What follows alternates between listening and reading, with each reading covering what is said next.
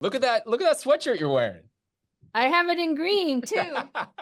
The funniest thing, I found this picture in our Facebook group, which if you'd like to be connected with us over Facebook, there's the Not Your Average Investor Facebook group. And so I found this picture and I said, oh, this is perfect because this is the picture that we took when you were here for Summit not too long ago. Well, I don't know if everybody knows, but I'm colorblind here. So when I saw Leslie jump on the show right before we went on here, she's like, I'm wearing my sweatshirt. And I'm like, is that the same color that you're wearing today? She's like, no, I have this in multiple colors. So this is how Leslie lives. Excuse me while I travel the world. And I just think it's inspirational for people to hear your story.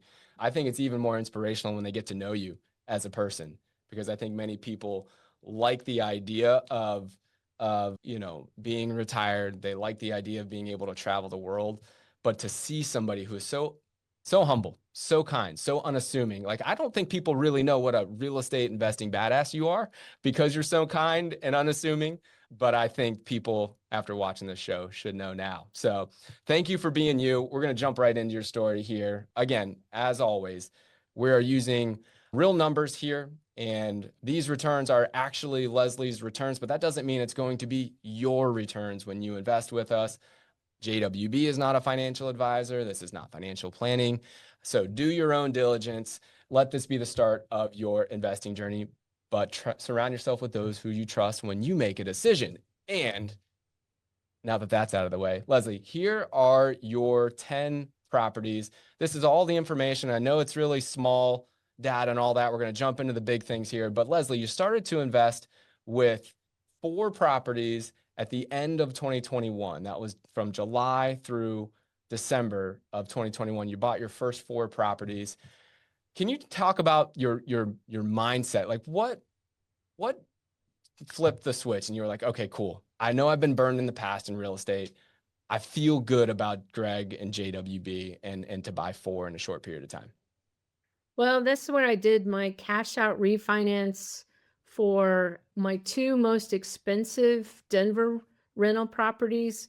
And then I also did a cash out refinance for my primary residence. So I was able to get a fixed 30-year mortgage at 2.75% to assemble my investment money. And then on my rental properties, I was able to get a fixed 30-year note at 3.5% because I watched interest rates, and interest rates are always a moving target. They go up, they go down. And so I thought, wow, at the end of 2020, we're coming out of the pandemic, 2021, they were really worried that the economy was going to go into a recession. So they were trying to motivate people to spend money. And one of the quickest ways that the federal government uses is with interest rates. So I thought, I watched them go down and I thought, geez, I don't think they're going to be this low. So I better get busy. And in hindsight, I wish I'd mortgaged up everything that I had here in Denver. But because I, was just getting to know Greg, I thought, well, okay, if I get, this pile of money together, I think it was like $400,000, that ought to get me started. And so that's why I bought the 4. And then it's like M&Ms. You can't just have one. You just have to get more. And so because I like free and clear real estate, I decided I took an advantage in December of 2022 of an incentive. And I borrowed money out of my permanent life insurance policy. So I have a fixed 5% interest rate on that. So that's using a concept called bank on yourself, where instead of paying someone else, paying a mortgage company, I am my own lender. So I pay back my life insurance policy at a rate of 5% on that. So that's why I did just the cash purchase.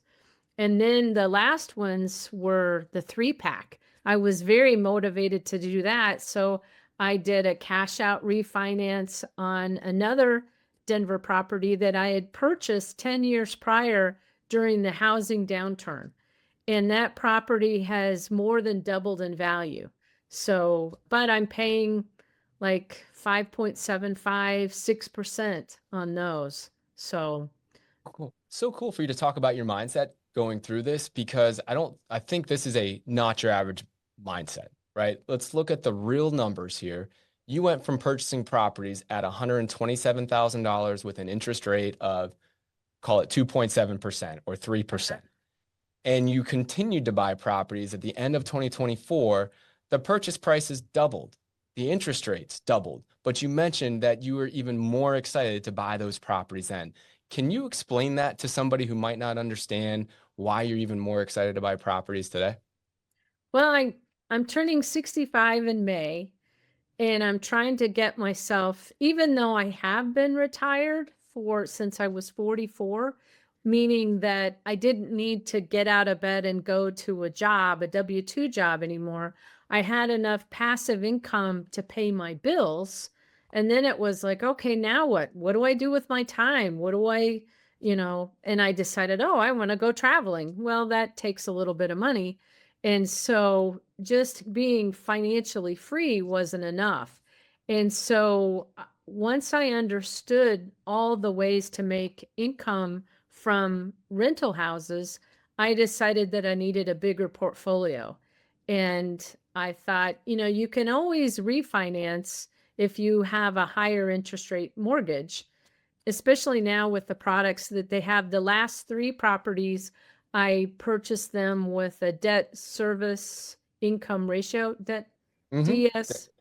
Is that, DSCR, yeah. right. So where they just underwrite the rental house and the lease agreement that you have on that rental house, because trying to underwrite me personally was getting to be a nightmare, in that to get a Fannie Mae or a Freddie Mac mortgage, granted the interest rate was a little bit lower, but it was very painful to do because the underwriter would have to underwrite every single rental property that I have.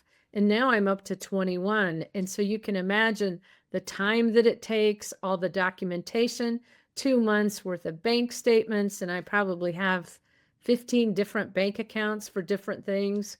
So this debt service income ratio loan, even though the interest rate was a little bit more, was so much easier because now I've got my golden egg planted in Jacksonville, and it will continue to earn capital appreciation, mortgage rate, the interest deduction, the principal pay down. It'll be a hedge against inflation because if prices go up, we just raise the rent. And so I thought it was important at this time in my life to get my golden eggs planted. So that's why I did it. Amazing. I mean, that is such a not your average mindset, but you see all these elements that we've been able to listen and learn from Leslie on the show coming together, right? She talked about early on how the team was most important for her when she's making the decision. Well, for her, she knew that she had to find the right team, and she found that team in Jacksonville here. She talked about how her goals dictate her actions. So she said, I want this type of lifestyle. I'm going to go and add more assets to my portfolio. That's effective planning. We're not trying to buy X number of houses, whether that's more or less. We're trying to be outcome focused. We understand what our goals are. Then we fill the portfolio based on what our goals are. And if our goals change and we have more income that we need, well, guess what? We add more properties, and that team helps you get there. And then it's this concept of repurposing your capital, right?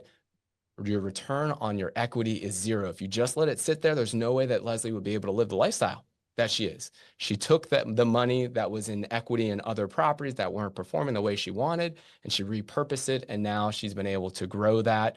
And it all ends up with her having two versions of the most awesome sweatshirt that I've seen in a while. Well, my goal is to never sell. One of the Rich Dad advisors, Robert Kiyosaki, his real estate advisor when he started out was a New Zealander named Dolph DeRuse. And his attitude was never sell. If you need money, just put a mortgage on it or do a refinance or home equity line of credit. There never should be a reason that you actually sell. And if you do sell, please make sure you do a 1031 exchange so that you don't get hit with that capital gains tax. 100%. We got to break down the fear of selling after you pass, or the fear of passing along your assets to your heirs after you pass. There's this fear of leaving rental properties like it's not a responsible thing to do, to leave that for your next generation. There are so many advantages to doing that. A reframing of that, I think, would really help people as well. All especially right. because your heirs get a stepped up cost basis. So I Exactly. may have bought that first rental house for 127, but over time it might grow to 250,000, and my heir who would inherit that house will get a cost basis of 250,000. So it's a great thing. I don't know if you guys caught that, but that is so powerful. The step up in basis, we won't have time to jump into that on the show today, but just ChatGPT step up in basis and rental properties and your minds will explode. It is an incredible opportunity for us It's out another there. tax savings. It is. It is. There's so much more than we had time to get into on the show today. But Leslie, here is your total return on investment by profit center. This is what we look at every single time we get to do a client journey. And it looks incredible, Leslie. You should be so proud of yourself. And it also is very consistent. There's a couple of things that we see here. All right. A high rate of return. Leslie, your assets have returned 19% a year. Your money is working for you 19% a year. And that's a combination of not just net rental income, it's all profit centers.